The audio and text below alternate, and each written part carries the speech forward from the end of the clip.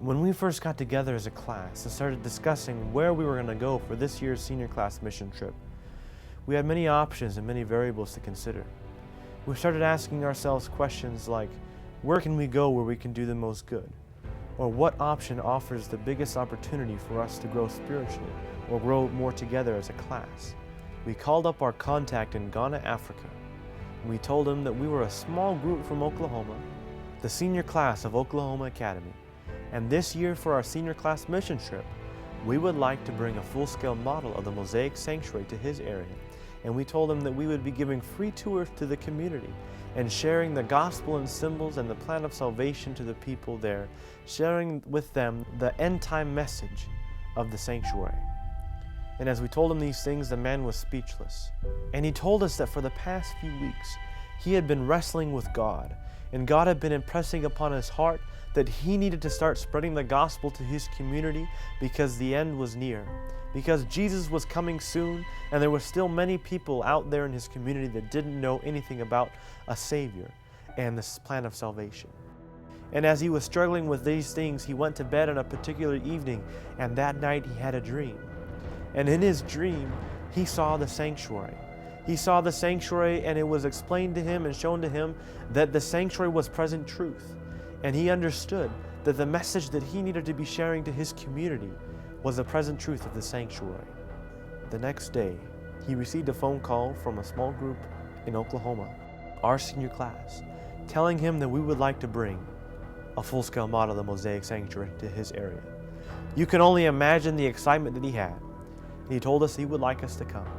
And so we decided at that point forward that God had chosen for us to go to Ghana, Africa. In Ghana, Africa, we will be giving free tours through a life-size model of the Mosaic Sanctuary. This Mosaic Sanctuary is part of a ministry called Messiah's Mansion.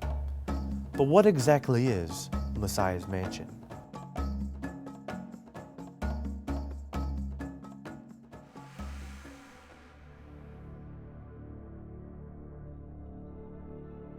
Messiah's Mansion is a full-scale model of the tabernacle from Exodus that was built by the Hebrew people and overseen by Moses. And our model of it is an effort to not only bring to life and give people in the 21st century an opportunity to visualize what it was that they built, a portable dwelling place for God, but also the purpose of Messiah's Mansion is to help people today to see what God intended for the Israelites to learn from that whole experience of having God dwell with them. So there's 5 stations in this tour. The first station is the overview tent. It's separate from the actual structure, and they just kind of lay a foundation through the sanctuaries in the Bible and through history, and just lay ground for what the rest of the tour is. Then the second station is in the structure, the courtyard area. The third station is the first compartment in the actual temple, the holy place. Then they go to the most holy place, and they end the tour outside the structure, talking about the high priest and just wrapping the tour up.